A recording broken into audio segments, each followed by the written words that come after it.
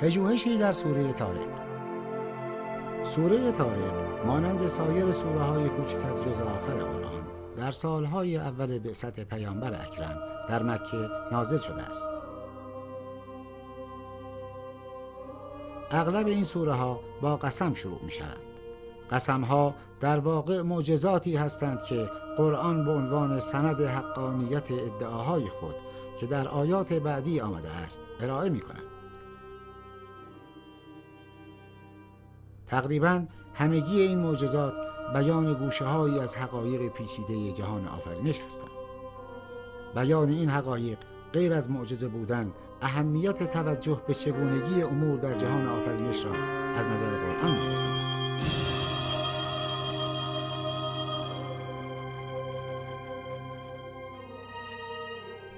سوره‌های کوچک با زیبایی، کوبندگی و آهنگ خاص خود با جلب توجه به سوی حقایق آفرینش انسان را از غفلت و بی‌تفاوتی در برابر آنچه در جهان می‌گذرد بیدار می‌کنند و به فکر فرامی‌خوانند.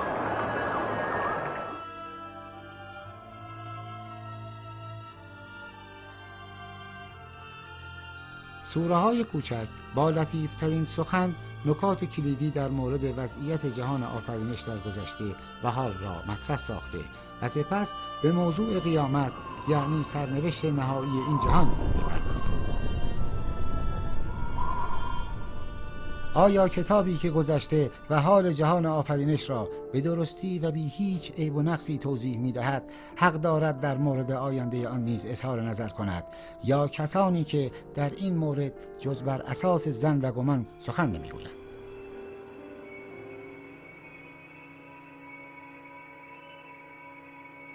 بدین صورت قرآن با مطرح کردن سرنوشت نهایی جهان انسان را از دایره تنگ حال خارج ساخته او را آماده انجام رسالت خویش در این دنیا می سازد.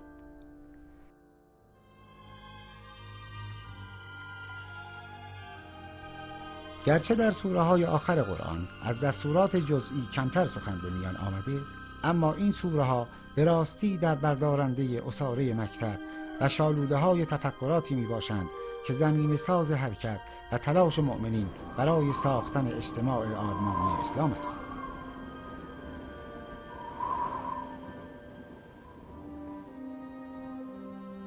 همین سوره‌ها بودند که عشق به خدا و یقین به قیامت را در قلب‌های اولین پیروان محمد برافروخته آنها را در راه رسالت خود مانند کوه صلابت و پایداری می‌بخشیدند. محور کلام در سوره طارق نیز قیامت، این اساسی ترین پیام همه انبیاست. این سوره قرآن برای آنکه قدرت پروردگار را در حفظ و ثبت اعمال آدمی نشان دهد، آسمان و طارق را شاهد می آورد و به آن سوگند می خورد.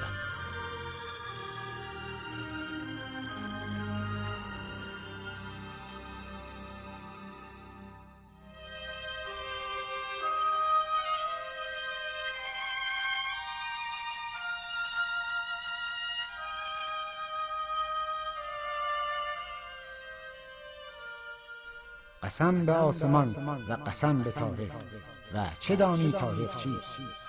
طارق آن ستاره از هم شکافته و برفروزنده است.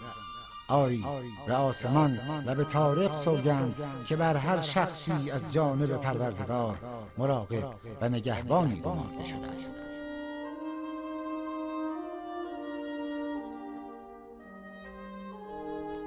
این چند آیه از اول سوره طارق موضوع اصلی مورد پژوهش ما در این برنامه است.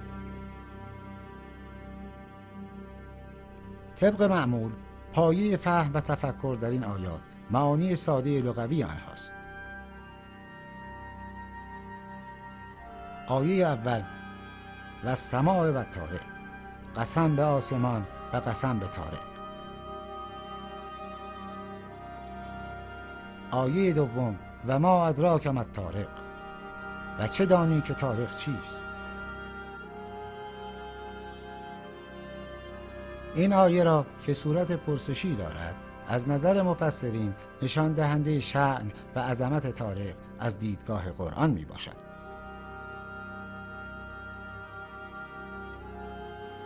آیه سوم در برابر این پرسش که طارق چیست آن را چنین معرفی می‌کند: النجم الثاقب.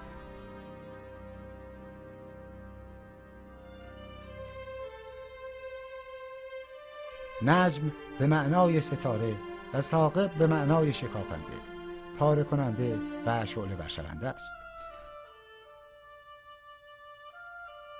از اینجا به نظر می رسد که نجم ثاقب رازگشای معمای طارق باشد و بنابراین باید پژوهش خود را از نجم ثاقب آغاز کنیم.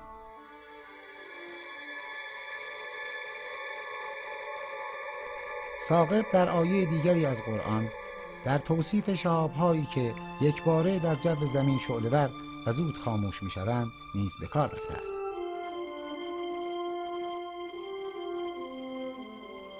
پس احتمالاً نجم ثاقب باید ستاره‌ای باشد که درخشش و برافروختگی شدید صفت دائمیش نیست، بلکه به طور ناگهانی پاره شده و به صورت ستاره‌ای درخشان در می‌آید.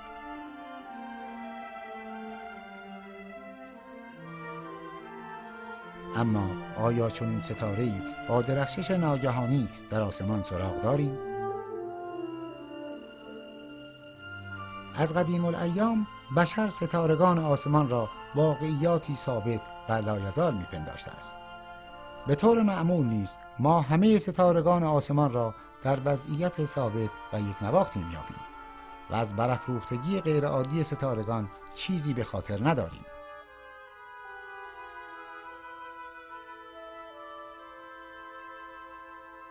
البته مدارک تاریخی موارد نادر از ظهور ناگهانی ستارگان را تأیید می‌کنند. از جمله ستاره‌شناسان چینی گزارش کردند که در سال 1054 میلادی ستاره بزرگ و پرنوری در آسمان ظاهر شد که حتی در روز روشن هم قابل رؤیت بود.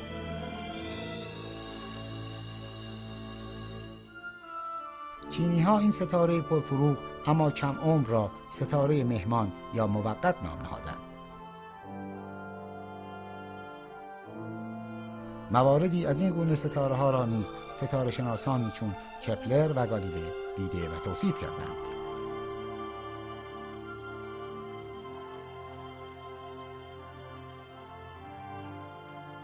عظمت طارق ایجاب می‌کند که در جستجوی نجم ثاقب به مطالعه عمیق‌تری در احوال ستارگان بپردازیم.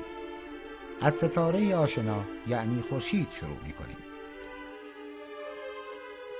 خورشید ما که قطری بسیار بزرگ حدوداً 100 برابر قطر زمین دارد، ستاره‌ای معمولی و کوچک در بین ستارگان محسوب می‌شود. این ستاره حدوداً 5 میلیارد سال است که هر ثانیه مقادیر عظیمی انرژی تولید می‌کند. این ستاره 5 میلیارد سال دیگر نیز به همین قدرت به زندگی خود ادامه می‌دهد.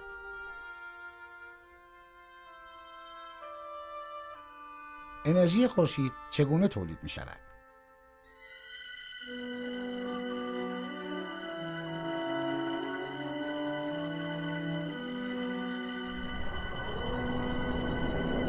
ستاره کره‌ای عظیم از گازهای هیدروژن و هلیوم میباشد. نیروی گرانشی این گازها را به صورت دائم به هم فشرده و ستاره را حتی الامکان کوچک و کوچکتر میکند.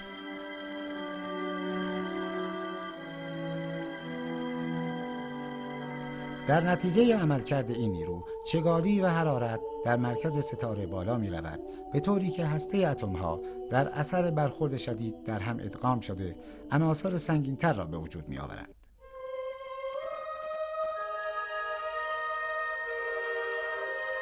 این واکنش را جوش هسته‌ای می نامند. در جوش هسته‌ای مقداری از ماده به انرژی تبدیل می شود که در جهت انبساط هرچه بیشتر ستاره عمل می‌کند. بدین صورت دو نیروی گرانشی و جوش هسته‌ای در مقابل یکدیگر باعث تعادل در وضعیت ستاره می‌شود. تا سوخت کافی از عناصر سبک یعنی هیدروژن و هلیوم وجود دارد، این تعادل پایدار است.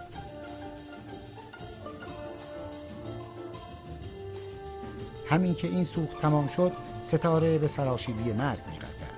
بنابراین تصور پایداری و لایزال بودن ستاره‌ها خیالی غیر واقعی است. ستاره‌ها در واقع متولد شده، بلوغ یافته، پیر شده و از بین می‌روند.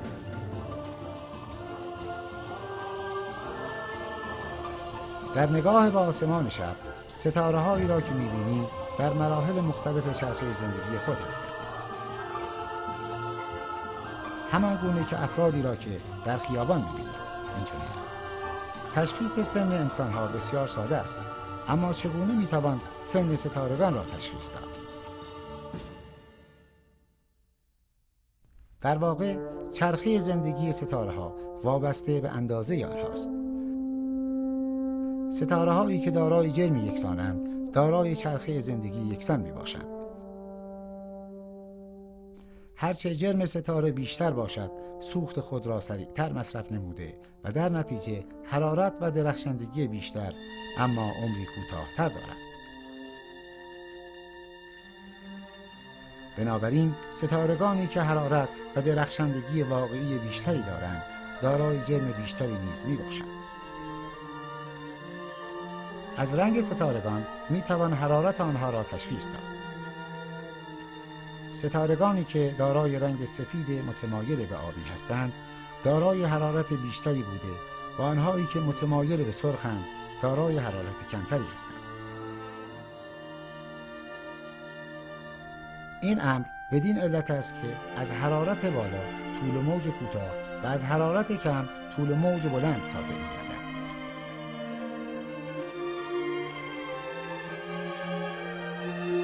اما درخشندگی واقعی ستارگان را چگونه میتوان تشخیص داد؟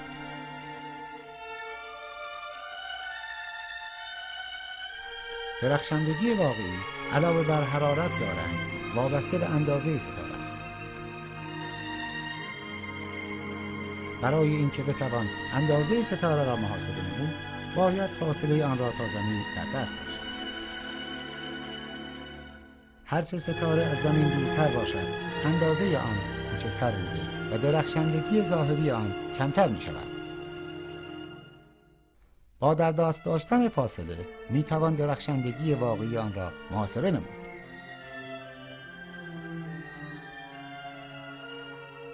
برای اولین بار دو دانشمند به نامهای هرشسپرانگ و راسل نموداری از ارتباط بین حرارت و درخشندگی واقعی ستارگان رسم کردند. در نگاه اول به این نمودار مشاهده می‌کنیم که اغلب ستارگان بر روی نواری که از گوشه چپ بالا به طرف گوشه راست پایین ادامه دارد قرار گرفتند.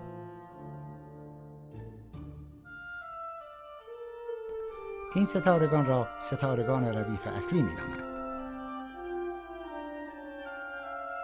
وجود ردیف اصلی تأیید ارتباط بین اندازه یا درخشندگی و حرارت در اغلب ستارگان است. اما غیر از ردیف اصلی، ستارگانی در گوشه چپ پایین و گوشه راست بالا قرار دارند. ستارگان چپ پایین ستارگانی کوچک اما دارای حرارتی بسیار بالا هستند. ستارگان راست بالا ستارگانی بسیار بزرگ اما دارای حرارتی کم می باشند. حال سؤال اساسی این است که رابطه بین ستارگان در قسمت‌های مختلف این نمودار چیست؟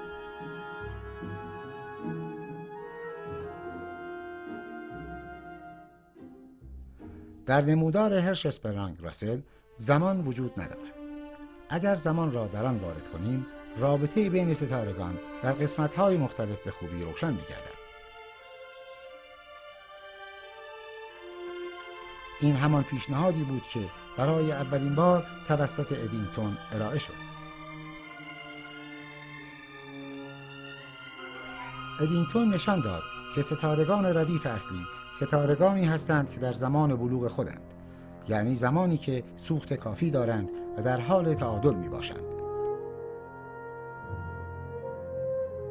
با گذشت زمان چون سوخت ستاره کم کم به پایان می رسد، از ردیف اصلی خارج می شود.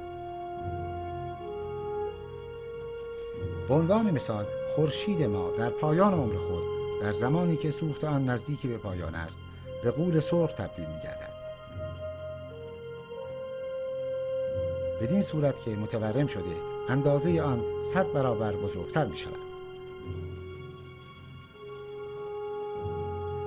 بزرگ شدن خورشید از یک طرف باعث افزایش درخشندگی و از طرف دیگر باعث کم شدن درجه حرارت آن می‌شود.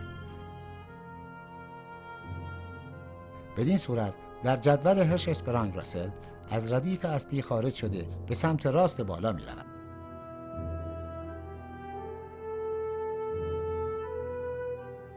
در چنین حالتی خورشید دارای عمری کوتاه بوده سوخت داخلی خود را که در این مرحله هلیوم است به سرعت از دست می‌دهد. با اتمام هلیوم ستاره در هم فرو رفته حرارت آن بالا می‌رود، اما به اندازه‌ای نمی‌رسد که بتواند کربن ایجاد شده از هلیوم را به مصرف سوخت برساند.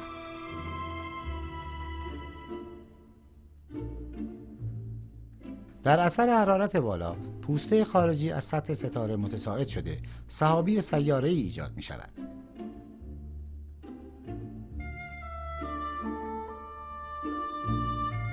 سحابی‌های سیاره‌ای بسیار متنوع و زیبا می‌باشند. در مرکز این سحابی‌ها هسته ستاره جمع شده به کوتوله سفید تبدیل می‌گردند.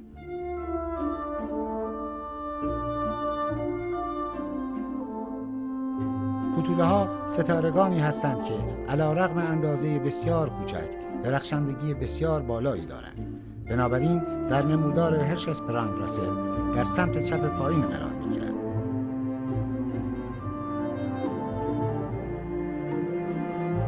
کوتوله‌های سفید دارای عمری بسیار طولانی میباشند.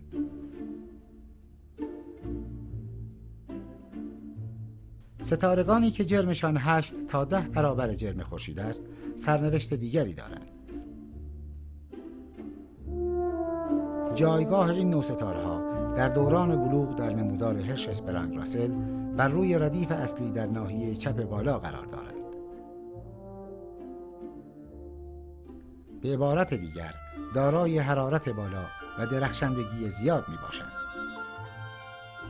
سوخت این نوع ستارگان در ابتدا هیدروژن است که آن را در جوش هسته‌ای به هلیوم تبدیل می کند.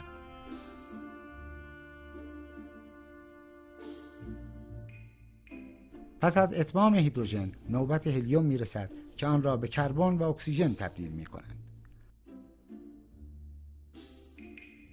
پس از اتمام هلیوم نوبت به کربن و اکسیژن می رسد که آنها را به نئون و منیزیم تبدیل می کنند.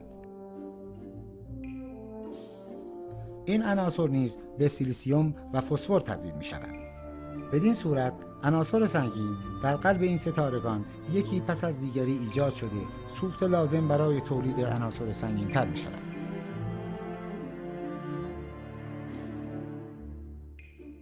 تا اینکه در نهایت آهن تولید می شود. اما آهن نمی تواند به عنوان سوخت در تولید عناصر سنگین تر از خود به کار رود، چرا که تولید این عناصر نه تنها حرارت ایجاد ننموده بلکه حرارت می گیرد. به عبارت دیگر در پایان تولید آهن سوخت ستاره به پایان می رسد.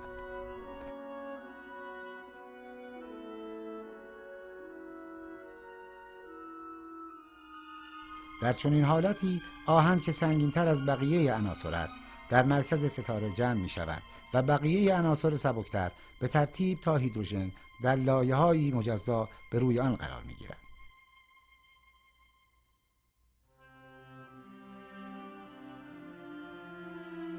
با توجه به جرم بسیار زیاد و عدم وجود هیچ نیرویی در مقابل نیروی گرانشی، یکباره ستاره به درون خود فرو می ریزد.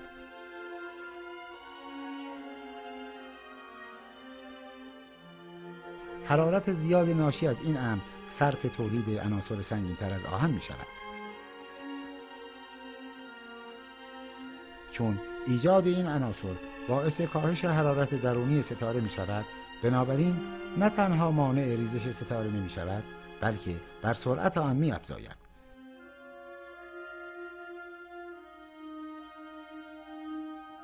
در کسر کوچکی از ثانیه تمامی لایه‌های ستاره بر روی هسته‌ای به قطر 10 مایل جمع می شود.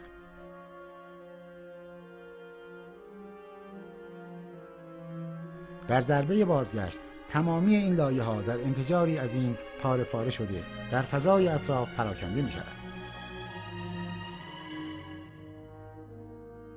نور حاصل از این انفجار حدوداً 10 میلیارد بار بیشتر از نور قبلی ستاره است، به طوری که تمامی کهکشان را تحت شعاع خود قرار می‌دهد.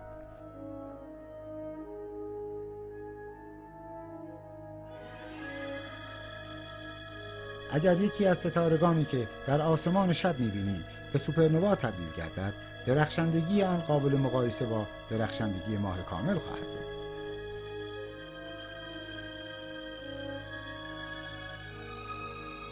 انفجار سوپرنوا امری نادر در گیتی است.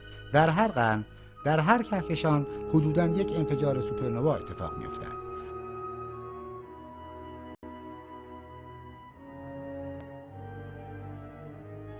سرنوشت هسته مرکزی ستاره وابسته به جرم اولیه آن است. ستارگانی که جرمی بالاتر از 8 برابر جرم خورشید دارند، هسته مرکزی آنها به ستاره نوترونی تبدیل می شود.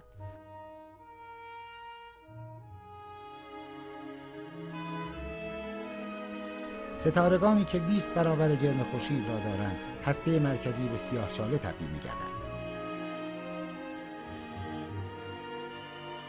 هر دو یعنی ستاره نوترونی و سیاهچاله درخشندگی نداشته، بنابراین باید گفت که ستارگانی که سوپرنوا می‌شوند در نمودار هرشس برانگ راسل دفعتاً به سمت چپ بالا رفته و سپس حذف می‌گردند.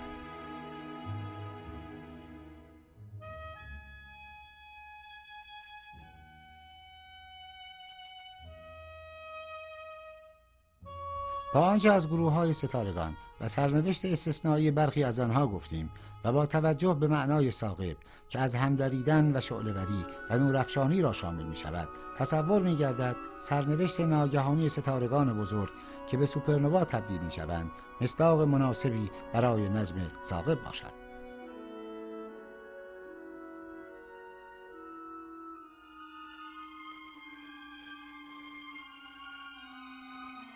این همان سوپرنواست، ستاره‌ای از هم شکافته و شعله‌ور، نظم ثاقب.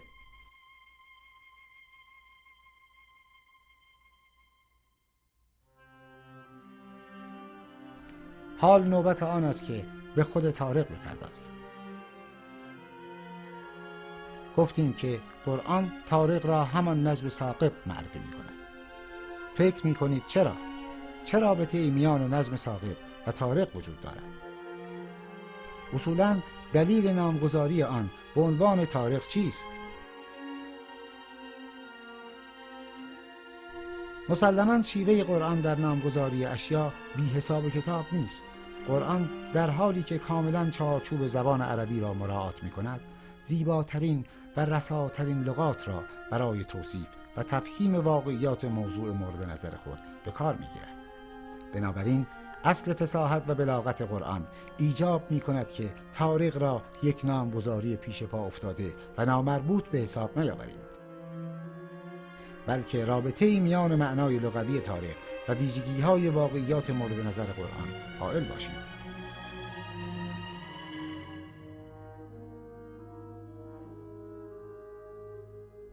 طارق اسم فاعل از ریشه طرق میباشد. طرق به ضربه زدن و کوفتنی گفته می شود که از آن صدایی برخیزد. طریق به معنای راه از همین ریشه است، چرا که رهگذاران آن را با پای خود میکوبند و در قدیم که در منازل را تنها شبها میبستند، طارق به کسی میگفتند که شب هنگام میآمد و در را میکوبید. اما راستی چگونه ضربه زدنی و کوبیدنی در نامگذاری طارق مورد توجه قرآن کریم بوده است؟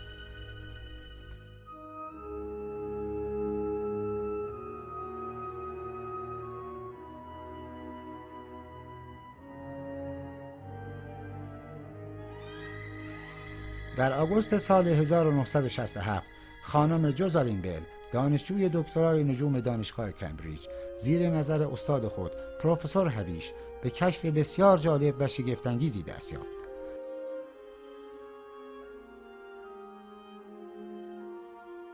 خانم بل با روشی جدید بر روی علائم رادیویی کوازارها کار می‌کرد.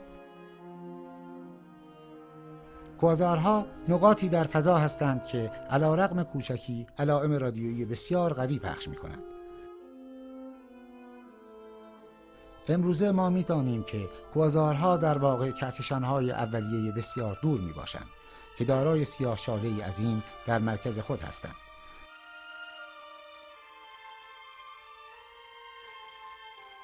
بلعیده شدن ستاره‌ها و مواد اطراف به درون این سیاه‌چاله‌ها باعث تولید امواج مختلف از جمله امواج رادیویی می‌گردد. وظیفه خانم بل ثبت و بررسی علائم رادیویی بود که به وسیله رادیو تلسکوپی که استادش هویش طراحی کرده بود دریافت می‌کرد.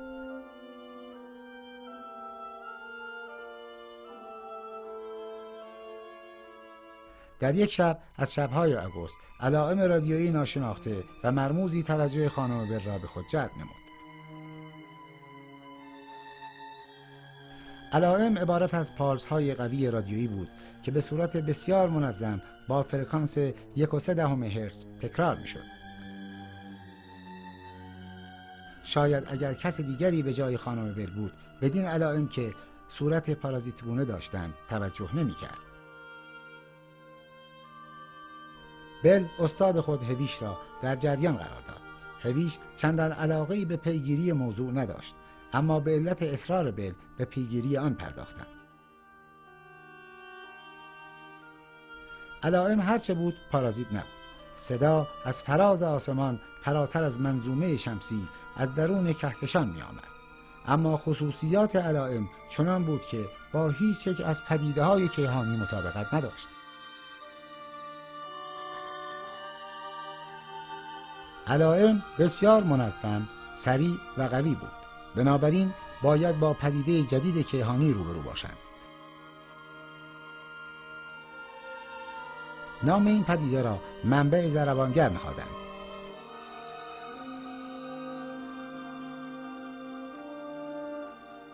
این ضربانگر چه میتوانست باشد؟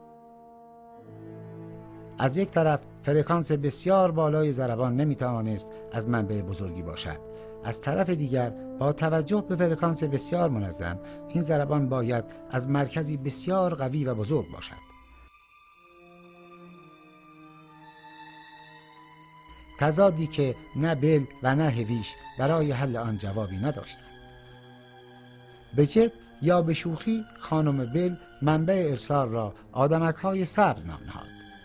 جالب اینجا بود که هنگام تحویل داده ها خانم بل دریافت که علائمی مشابه با فرکانس 1.2 هرتز از نقطه دیگر در فضا ارسال می گردد.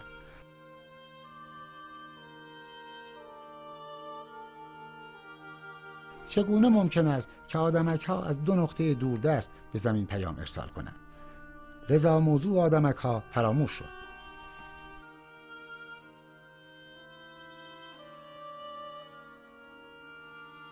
ماه‌ها ذهن هویش و بل برای یافتن حقیقت منبع ضربان سخت مشغول بود بدون اینکه پاسخی برای آن داشته باشند. از یک طرف هر چه سریعتر باید کشف خود را اعلام می‌کردند تا امتیاز کشف آن را از دست ندهند، از طرف دیگر توضیحی برای آن نداشتند.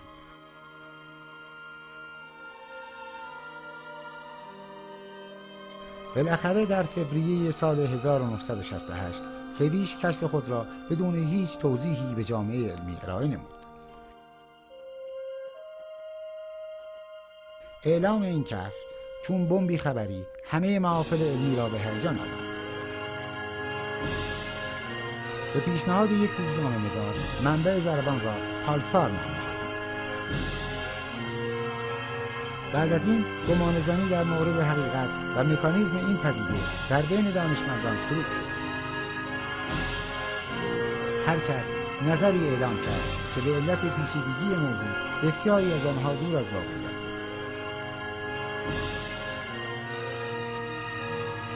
فرد هول فیزیکدان نامی اولین کسی بود که اعلام داشت بین این پدیده و ستاره نوترونی باقی مانده از سوپرنواها میتواند رابطه‌ای وجود داشته باشد.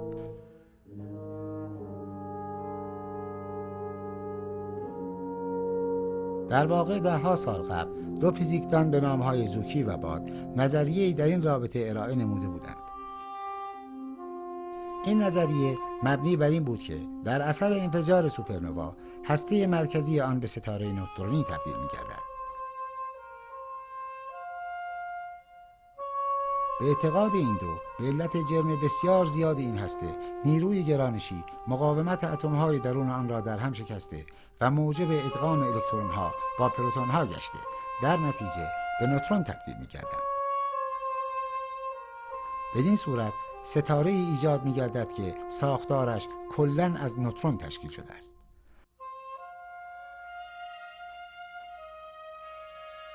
ستاره نوترونی دارای وزنی بسیار زیاد، حداقل 1.5 برابر خورشید است، اما اندازه‌ای بسیار کوچک به قطر 10 مایل دارد.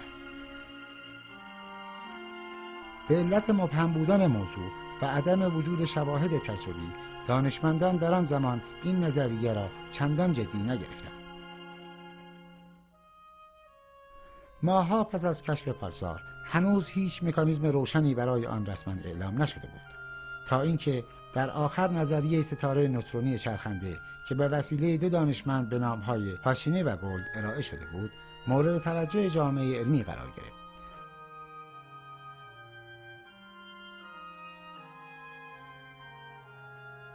بر اساس این نظریه، در اثر انفجار سوپرنوا در مرکز آن ستاره نوترونی ایجاد می‌گردد. این ستاره علاوه بر جرم بسیار بالا و اندازه کوچک، دارای انرژی دورانی و الکترومغناطیسی بسیار زیاد است. انرژی الکترومغناطیسی باعث ایجاد قطبین بر روی ستاره می شود که امواج رادیویی از آنها منتشر می گردد. از آنجا که احتمالاً این قطبین با قطبین جغرافیایی ستاره منطبق نیست، در اثر دوران قطبین مغناطیسی ستاره در فضا لنگ زده مانند چراغ دریایی عمل می‌کند، بدین صورت که ضربان‌های رادیویی منظم از آن به اطراف برخورد می‌کند.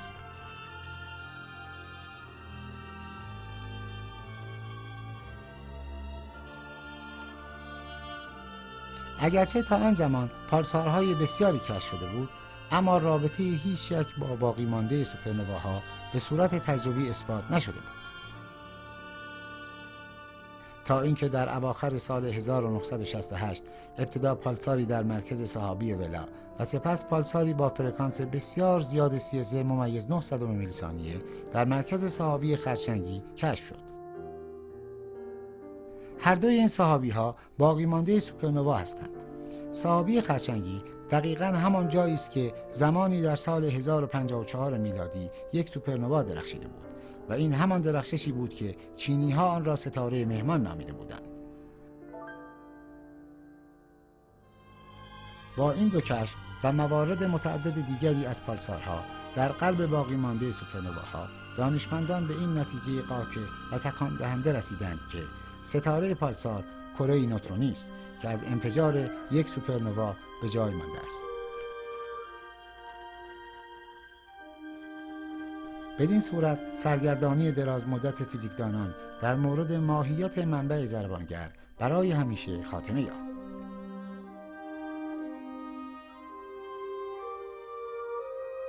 در سال 1974 پروفسور هویش به خاطر کشف پالسار برنده جایزه نوبل گردید. اگرچه خانم بل از این جایزه سهمی دریافت نکرد، اما برای همیشه نام وی با نام پالسار گره خورد.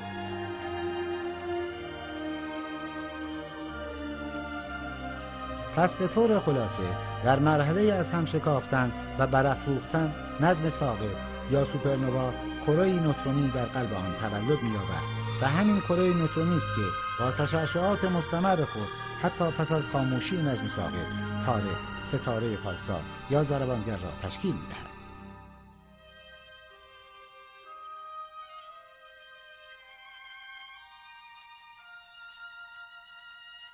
قسم به آسمان و قسم به ضربانگر، و چه دانی ضربانگر چیست؟ ضربانگر آن ستاره از هم شکافته و برفروزنده است.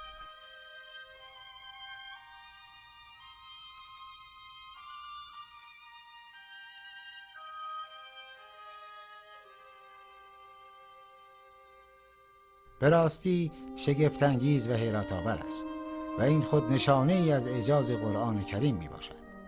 قرآن از زبان پیامبری درس ناخوانده و امی با لطیفترین بیان ستاره ای را که بارزترین صفتش ارسال امواج و کوبیدن آن به اطراف است طارق می‌خواند. یعنی آن را دقیقاً به معنای واقعی کلمه کوبنده یا ضربانگر نام می‌گذارد. و در توصیف سردرگمی دانشمندان در یافتن واقعیت ضربانگر این سؤال را مطرح می‌کند که ما ادراک ما الطارق، و خود در جواب ضربانگر را به عنوان ستاره‌ای از هم شکافته و نورافشان یعنی نجم ثاقب معرفی می‌کند.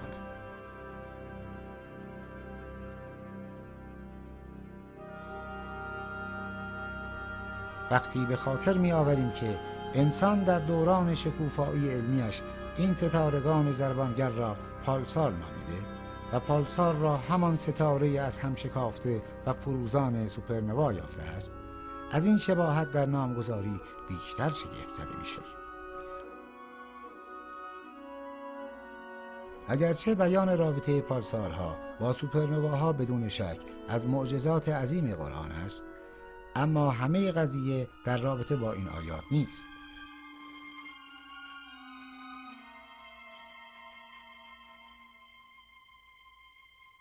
سوالی که در اینجا مطرح می‌گردد این است که قرآن چرا این همه به سوپرنوا و پالسارها اهمیت داده است؟ سوپرنواها در تکامل گیتی نقش اساسی دارند.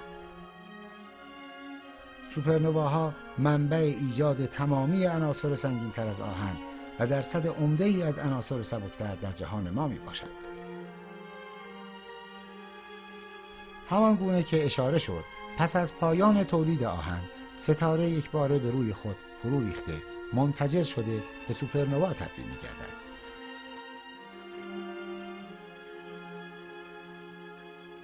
در این فرایند تمامی عناصر سنگین‌تر از آهن تولید می‌گردند. فرو ریختن ستارگان از چنان اهمیتی برخوردار است که قرآن بدان در ابتدای سوره نجم قسم می‌خورد و نجم اذا هوی، قسم به ستاره هنگامی که فرو می‌ریزد، چرا که این فرو ریختن مکانیزم ایجاد تمامی عناصر سنگین در جهان ماست.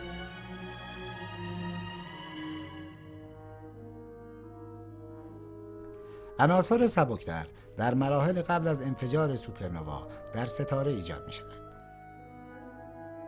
همه این عناصر از سبک و سنگین در انفجار سوپرنوا به اطراف پراکنده شده باعث غنی شدن ابرها و سحابی‌های اطراف از این مواد می‌شوند. بدین صورت ستارگان نسل دوم و سوم که از این ابرها به وجود می‌آیند ستارگانی متفاوت از ستارگان نسل اول میباشند. اما مهمتر از آن این که سوپرنواها منشأ ایجاد منظومه‌های سیاره‌ای مانند منظومه شمسی میباشند.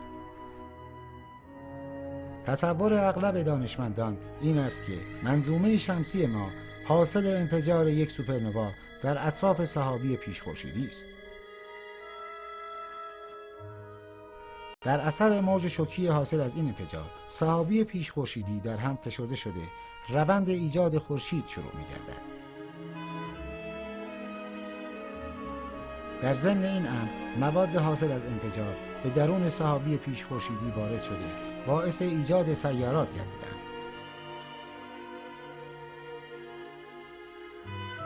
به عبارت دیگر، عمده موادی که در اطراف خود از جاندار و بیجان می‌بینیم، حاصل انفجار سوپرنوا هاست. بدون وجود سوپرنوا هیچ منظومه‌ای شبیه منظومه شمسی و هیچ سیاره‌ای شبیه زمین و هیچ حیاتی به وجود نمی‌آمد.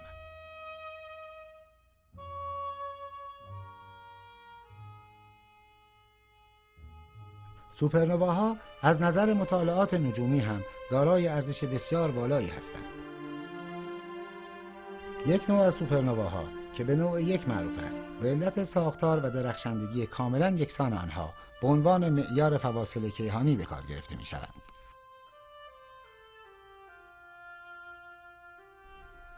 در واقع از طریق رصد کردن این نوع سوپرنواها در کهکشان‌های دوردست می‌توان فاصله و سرعت دور شدن آنها را از زمین محاسبه کرد.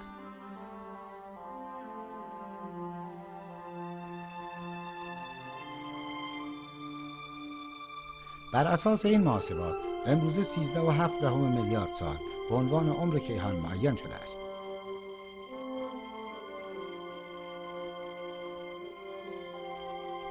اگرچه پالسارها همانند سوپرنواها در سرنوشت کیهان مؤثر نیستند، اما اهمیتشان در مطالعات فیزیک و نجوم بسیار زیاد است. از نظر بسیاری از دانشمندان کشف پالسارها مهمترین کشف نجومی قرن 20 بوده است. این کشف نظریات دانشمندان را در مورد وجود و چگونگی ایجاد ستارگان نوترونی اثبات کرد.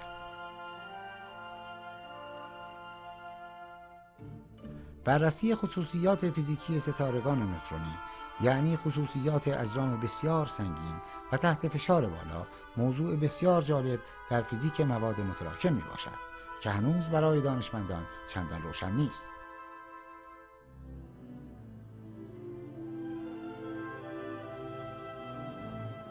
تا آنجا که دانشمندان دریافتند، ساختار ستارگان نوترونی از 4 قسمت تشکیل شده است. پوشش نازک بیرونی ستاره از آهن با ساختار پلیمری با دانسیته بسیار بالا میلیون‌ها برابر فولاد می باشد. این پوشش تحت تأثیر قدرت جاذبه و نیروی الکترومغناطیسی شدید ستاره ایجاد شده است.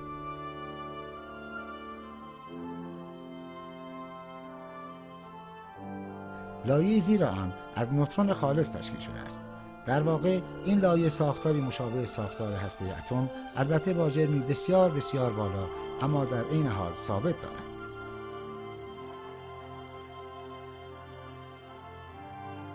لایه زیرین باز هم ساختاری نوترونی دارد، اما این ساختار نوترون مایع است. در واقع نوترون ها تحت فشار زیاد به سوپرفلوید تبدیل می گردند.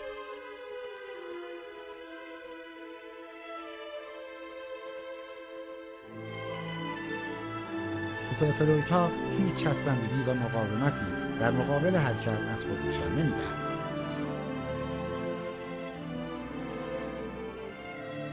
در نهایت در مرکز آن هسته‌ای قرار دارد که ساختارش از نظر دانشمندان نامعلوم است.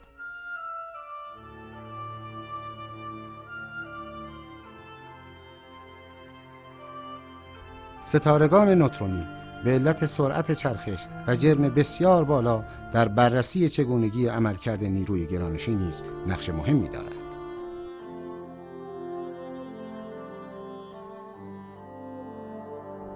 در سال 1974 اولین دوتایی نوترونی به نام PSR 1913 به علاوه 16 به وسیله هولز و تایلور کشف گردید. این دوتایی ها دارای جرم بالا و سرعت گردش بسیار زیاد در حد سرعت نسبیتی یا کسری از سرعت نور می باشند. در چنین سرعتی اجرام بر اساس تئوری نسبیت انیشتین از خود امواج گرانشی با انرژی زیاد ساطع می کنند. از دست دادن انرژی باعث نزدیک شدن دوتایی و افزایش سرعت و افزایش ایجاد امواج گرانشی است.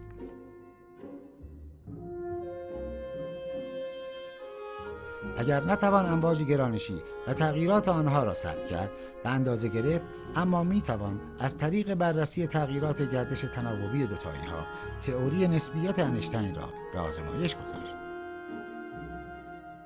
در سال 1978 و سپس در سال 1983 تایلور نتایج بررسی های خود در مورد تغییرات گردش تناوبی PSR 1913 به علاوه 16 در طی زمان را منتشر نمود. این تغییرات دقیقاً مطابق با آنچه نظریه نسبیت عمومی پیش بینی می‌کرد. تایلور به واسطه این تحقیق برنده جایزه نوبل گردید. مطالعه بر روی خصوصیت پالسارها تاکنون 2 جایزه نوبل را نصیب دانشمندان اخترفیزیک نموده است.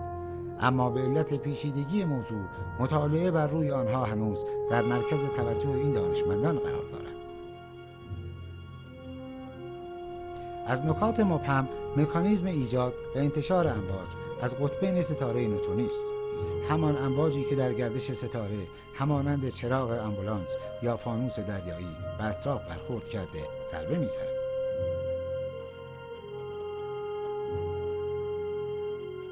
این ضربات چنان قوی هستند که از فواصل بسیار دور کیهانی به صورت امواج رادیویی به زمین می‌رسند. اما این ضربات فقط در طیف رادیویی نبوده، بلکه تمامی طیف الکترومغناطیسی را شامل می‌گردد. سحابی خرچنگی یکی از زیباترین پدیده‌های نجومی است. این سحابی باقی مانده همان سوپرنوایی است که حدوداً 10 قرن پیش منفجر شده است.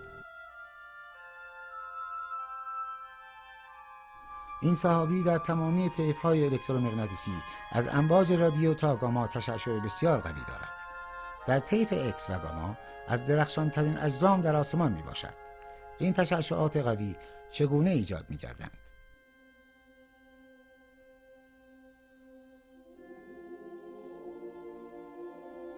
در واقع این تشعشعات بازتاب برخورد ضربه‌های پالساری است که در وسط این سحابی قرار دارد.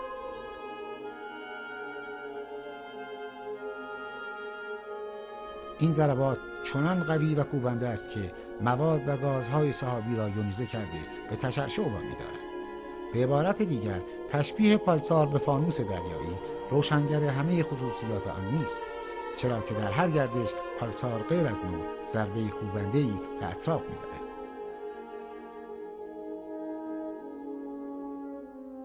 نامگذاری طارق از این نظر بسیار بهتر است، چرا که طارق هم پالس‌های منظم و هم کوبندگی آنها را می‌رساند.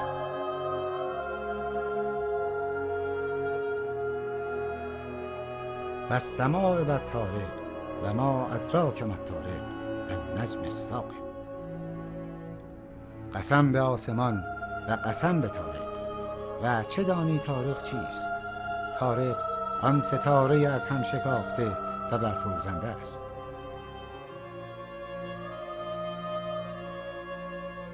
حال که تفسیر و تعبیر این قسم‌های قرآن برایمان روشن شد، ببینیم که هدف این قسم‌ها چیست. آری، به آسمان و به طارق سوگند که بر هر شخصی از جانب خداوند مراقب و نگهبانی گمارده شده است.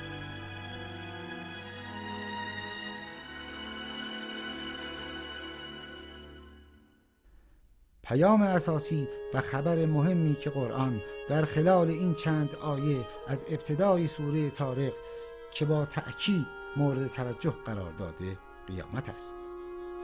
اگر قرآن به درستی پالسار و رابطه آن با سوپرنوا را توضیح داده است، به راستی رستاخیز قیامت را نیز وعده می‌دهد.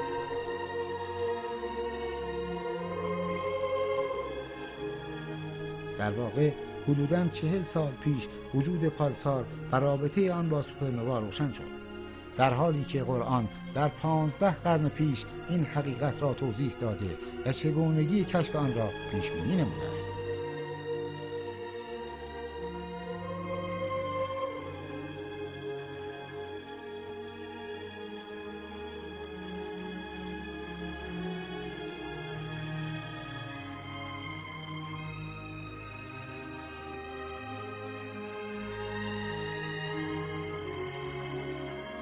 بنابراین بدون هیچ شبهه‌ای توضیح و پیشبینی قرآن در مورد قیامت نیز به حق و صادق است.